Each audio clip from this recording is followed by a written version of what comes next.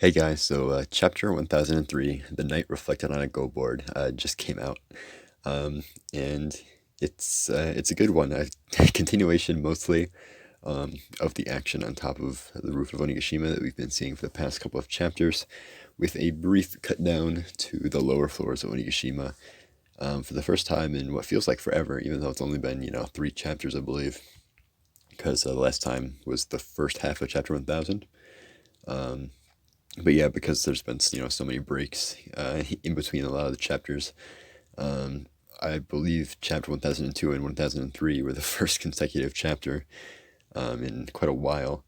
Obviously, with the winter holidays and all that, disrupting the jump schedule and whatnot. But yeah, starting off this chapter, we'll just jump right into it. Right where we left off is Luffy using the Kong Gatling on Kaido. With pretty much half of a page, or I guess technically 2 pages, um, pretty much dedicated completely to just showing him beating the crap out of Kaido. So much so that even Big Mom is surprised by the amount of damage Kaido seems to be taking. Um, and I feel like a lot of what Big Mom has done with the last chapter, especially, has been a kind of way to scale how much things are actually affecting them. Because remember last chapter she was the one that told Kaido to get out of the way when Zoro was revving up the his attack with Enma. That I also said last video, last chapter review was a new attack, but it wasn't actually. I forgot that he actually used that against Ryuma on what's it called, Thriller Bark. Uh, but yeah, it is not new. He used it again, and I guess it's nice that he used it against a Wano samurai that he has kind of a loose relation to, in theory at least. Uh, and he's using it again in Wano to take down, the big bad. But anyway, yeah, Big Mom is being used very much so. It seems like to give a secondary reaction of a Yonko, of someone on the Yonko caliber, to show what attacks are definitely doing damage. Because as someone who is approximately on par with Kaido, she definitely has knowledge of what would do damage to them. And so yeah, we know that Zoro can with his more strong attacks, and we definitely know that Kongun, boosted presumably with Ryuo, is definitely damaging Kaido here. But yeah, Kaido's taking a beating. Um, with the next page, one big punch, he gets his head knocked down to the floor. Um, so much so that it even surprises Kid. Kid is actually quite, I don't know, impressed or shocked or maybe jealous. I don't know, since he has kind of a mini rivalry with Luffy going on, as we saw in Udon. He might be any number of those things by the sheer amount of power that Luffy has and his ability to, toss around Kaido this easily. At least for a short time, because the next page he deflates.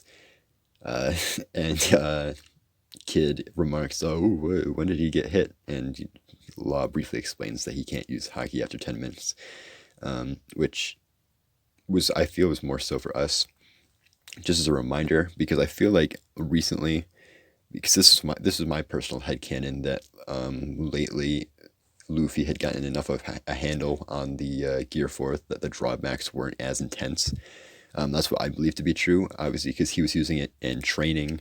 Udon, he was using it against, basically fodder when they were making their way to Onigashima. So it seemed like he was, more comfortable with using it.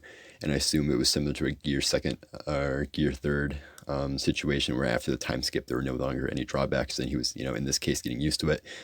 And at the very least, maybe decreased the amount of time afterwards that he couldn't use Haki. But it seems like it still is at 10 minutes. Um, so that's interesting. I guess that just puts that to bed. Maybe a lot of people were, maybe he knew that that might be a misconception and he put that in there on purpose, because obviously we know that already. So it seems very intentional that he would restate the drawbacks um, of Gear Fourth, despite the fact that we've seen it that many times. Uh, but yeah, that's all I'll say on that. Kid obviously remarks that he's impressed with the amount of damage that was able to do, especially and basically that obviously that kind of power would have drawbacks. I guess maybe feeling better about himself after seeing what Luffy can do. But right after that, Big Mom launches a attack with what's the name, Napoleon, Motherly Fire. Just big swing with the sword there, on fire. Nothing terribly special. We've already seen it on fire and whatnot. And what comes next is basically just everybody dodging around. Well, actually, I shouldn't say that. Zoro grabs Luffy and gets him out of the way because Luffy obviously can't move too well after using Gear Fourth. We see Kid and Killer also, taking action, I guess. He says, "Give me Straw Hat," or what? I don't really get what he's saying here because Kid says like, "Give me Straw Hat," which I mean, he doesn't get Straw Hat. Zoro keeps carrying him, so I don't know what he meant here. Maybe Zoro isn't even in this panel, so I'm just gonna gloss over that. Because right after that we get the first hit on Big Mom, I believe. Law zaps himself up there and hits her with a counter shock, which is kind of a relatively small panel, but it does look like Big Mom did get hit or hurt by that to a certain degree. But yeah, it's kind of small, but it is kind of landmark considering that I believe it is the first hit on Big Mom that we've seen so far, at least in the battle on top of Onigashima. But moving on from that, because who cares about Big Mom? Kaido's the big man, especially at the end of the chapter, which we will get to. But what's next? Kid goes charging toward Kaido with the big robot man, but Kaido unleashes a new weather-based attack called Dragon Twister, which correct me if I'm wrong, but it reminds me of a Pokemon attack for some reason. I don't actually know. I'm not like super familiar with Pokemon moves, but for some reason I felt like that is a Pokemon move, Dragon Twister. But I could be wrong. But yeah, he basically summons tornadoes, and Zoro comments that it's basically like fighting a natural disaster, which it is true because both of them have a pretty both Big Mom and Kaido have a pretty wide variety of attacks that mostly have to do with weather or elemental based things. Big Mom obviously with Zeus and Prometheus, and was his face like Kaido with the various breaths and now weird tornado thing that he did. Later in the chapter, he like spins his body around really fast to like produce the same effect, but it's not shown when he initially does it. So I don't know if how he did it was just that, but it's, I don't know, shortened or not really shown, or if it's somehow some different kind of breath. But I mean, he does he produces giant tornado twister things that cause Zoro to trip or get blown over or something. It really doesn't show anything. He just says, I let my guard down and tosses Luffy forward. So I assume he just got blown over or tripped or something of the sort, which causes Luffy to go flying forward and get eaten by Kaido. Which, interesting strategy by Kaido there. Given how much emphasis is placed on the fact that the best way to damage him is from the inside. I don't think it's the best idea on Kaido's part to be avidly going after eating people as a strategy, because we saw him try to do it to Killer last time. Obviously getting repaid with a Rhino Schneider by Luffy. But this time he does manage to successfully chomp on Luffy, but not for long, as Zoro proceeds to get a big attack on him with his own Dragon Twister, because that is also an attack that Zoro has at his disposal, although it is a different variety. But what's really interesting about this part, more so than, I mean, obviously it's nice to see Zoro get a big hit on Kaido after missing the last one. Kaido definitely does realize for sure that he is using Enma, or if not Enma, he's using one of Odin's swords, um, which I thought might have been the case last chapter, but he, but definitely now it's confirmed that he has put two and two together, and he's like, oh, it's got the same stinging sensation of when I got cut by Odin. But that does lead him to spit Luffy out, um, very predictably, as he is, the main character. So I didn't think he's in any serious danger there, but is kind of humorous. Uh, but going on from that, he uses another Dragon Twister, a Gale of Destruction, which is pretty much, like I said, this time instead of like actual wind tornadoes, he like makes a spiral with his own body and like emanates the wind blades from it. Which again, all the supernovas or worst generation managed to dodge with ease. Well, Zoro not so much because he's still carrying Luffy, but everybody else seems to be having a good time with that. Which is when we get our cut down to the lower floors, as I previously mentioned. Um, and I actually, something really interesting that I I definitely liked was we got a brief panel of Orochi's head just lying there.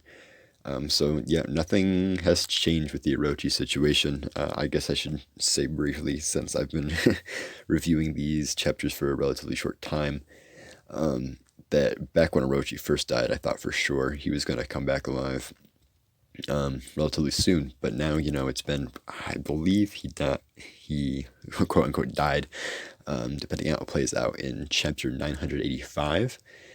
If I'm not mistaken, which would now mean we're 18 chapters past that point, and nothing has happened. His head's still there. It's not even like Fukuro Kuju has moved his head or something.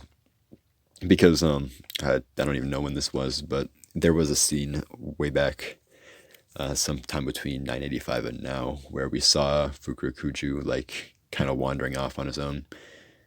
He like instructed the Oniwabanshi to do something, and the one guy, I forget his name, but one of the head samurai guys, I forget even what the name of his like little troop is, but one of Orochi's head honchos, I guess, for lack of a better phrase, noticed that he was leaving. And back then I thought for sure that, oh, Fukuro Kuju knows something, he's going to go get Orochi. But considering that the status with Orochi has not changed at all, I'm kind of getting more and more skeptical on that. I guess for now I'll just take the stance that he is dead for real, and Oda just took him out for the sake of being able to focus on the real threat, which is the Beast Pirates. Which I don't have a problem with at all, but I was just surprised at the time that it got taken out so suddenly and in a relatively brutal manner for One Piece. We don't really see deaths that often. Just right in front of our eyes. They're either, off screen or in a way that we don't see it happen. Obviously notable examples being Ace and Whitebeard and people of the sort, but even like Pedro, obviously we saw the explosion, but we didn't see, what happened to him. In any case, yeah, that's all I have to say on that. And we get a nice little scene with CP, or Cypher Pole, Aegis Zero, who are back on Wano. We saw them back in I forget if it was late Act 1 or early Act 2. I think it was Act 2. We saw them briefly in an exchange with Orochi. And something I wanted to talk about briefly about that is that basically how that exchange went is that Orochi had like more bargaining power, I guess. The world government was coming to them directly for weapons and whatnot, and Orochi was, essentially he held all the power in that conversation, I guess I should say, because he was basically increasing his demands from the world government. And something he said that was that next time the world government wanted to deal with them, was they would have to like bring Vegapunk, I believe it was. It's been a while since I read early Wano, so I could just be completely wrong on that. But I'm like 90% sure that the condition for continued dealings with between Cyberpol and Wano would be them giving up Vegapunk to Wano. So the fact that they were invited to the party could potentially mean that Vegapunk is here and will be revealed. I think that's kind of a long shot, but I thought it was worth mentioning that they are still in the picture, and that could potentially mean Vegapunk makes an appearance. But the big thing about this little scene, and the reason the chapter is named "The Night Reflected on a Go Board," is because they take pieces on a go board, which, if you're not familiar, is I shouldn't say if you're not familiar because I'm not really familiar either, but it is some sort of, I presume, Japanese board game. Um, in in any case, there's black and white pieces, and each they have it laid out so that each piece represents 1,000 people. The white pieces representing the samurai, mink pirate, what else? Ninja Alliance. I forget what Luffy's little name for them was. And the black representing the beast pirates, and obviously Wano, or the Orochi's people. And yeah, this is actually like a really like stupidly effective visualization of what the odds are right now.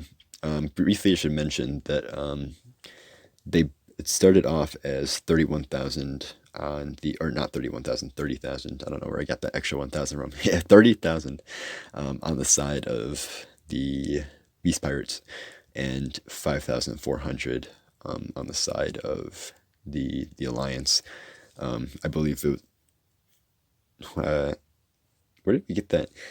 Sorry, I'm just I'm thinking about because in the anime right now, for One Piece, they're just animating the end of Act Two, and they had 4,200 troops. So I'm trying to think of where they got the extra 1,200. Oh, they got it from Denjiro, didn't they?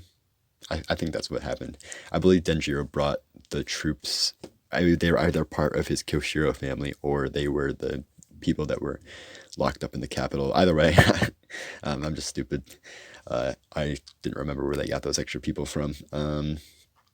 But yeah, like I said, very effective visualization of the odds here, because obviously you get you take the number 30,000 against 5,000, you're like, oh, that's a big difference. But it's really effective to see it laid out with each piece representing 1,000, with only like 5 pieces surrounded by 27 pieces. Because I should also mention that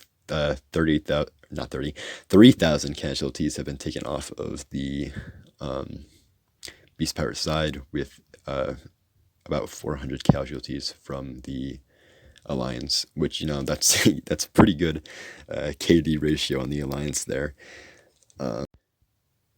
We see a brief panel with Beppo, Penguin, and Sachi, which is interesting because the last time I checked, well, at least I was under the impression that due to Onigashima being lifted off or out of the sea, that the Heart Pirates would not be joining the fight.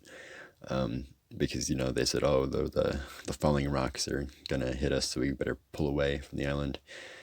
But apparently they made it on somehow, unless that's not Onigashima, but I don't see why that would be.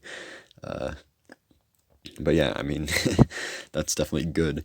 Unless I'm just stupid and they weren't even on the submarine, and that was just the rest of the Heart Pirates, which that could be the case. But I feel like they were on it. But yeah, interesting little tidbit there. Then we get a brief little montage of basically everybody else. We get 2 panels with Frankie and Sasuke, them just facing off against each other. We just see zoom in on Sanji's face of horror. And then Nami, Usopp and Otama, Ulti, Jinbei, and Yamato, Momonosuke, and Shinobu. And then what is probably another big takeaway from this little section is the lead Cypherpole guy says, please continue to do your utmost to take each other out, dear pirates. Which could, again, similar to the Vegapunk thing, could definitely signal possibly a third party arriving in Onigashima, particularly in the vein of the Marines or world government, to intervene once the victor is, which I presume would be the Alliance, is at their weakest, which is definitely interesting. We'll have to see how that goes. Or maybe, depending on who these Cypherpole agents are, because we haven't actually seen who are behind these masks. I don't think necessarily that it's like going to be Rob Lucci or Kaku or those people. Maybe they are just generally just general Cypherpole agents, because obviously, even if Cypherpole Zero is the most prestigious one, we obviously saw that Spandam was a member, and unless he somehow improved his power drastically over the time skip, that means obviously the more bureaucratic members of Cypherpole, not just the extremely powerful ones, can become members of Cypherpole Zero. So these particular members might not even be combatants, or at least not terribly strong ones, because obviously when back in that meeting way back in early Act 2, we saw one of them get shot in the head by Orochi, and obviously not get affected by it due to Iron Body. So this group definitely aren't necessarily pushovers, but they might not be the Cypherpole that we know from Water 7 or whatnot. But yeah, with that, we get the final page of the chapter, completing probably definitely one of the most interesting chapters in a while, considering that mostly it's been action, and obviously I'm not complaining about the action, but we've gotten a lot of things to look forward to based on little teases in this chapter, and it definitely crowns it off with the last page, in which we get a silhouette. Well, we get two panels.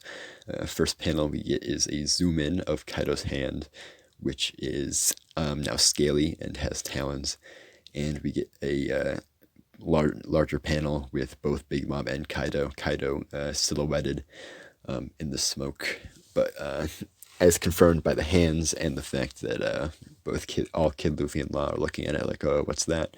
That must be his hybrid form.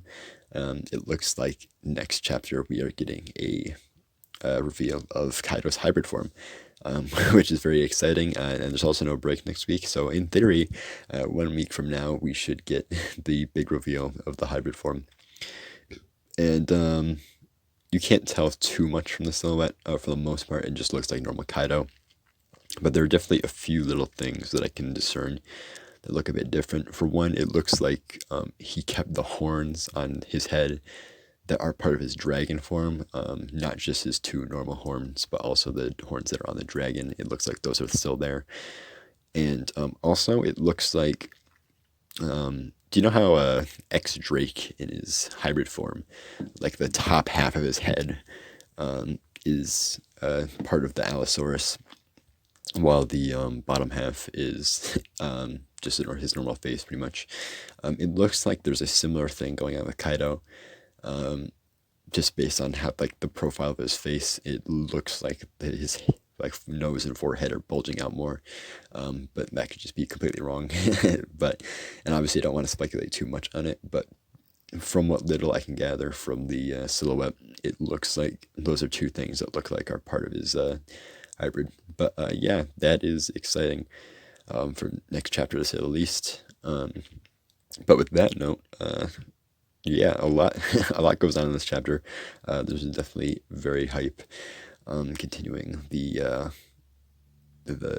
action, and now a lot of potential reveals in these chapters past chapter 1000. So yeah, other than that, I don't really have anything to say. So thanks for watching, and see ya.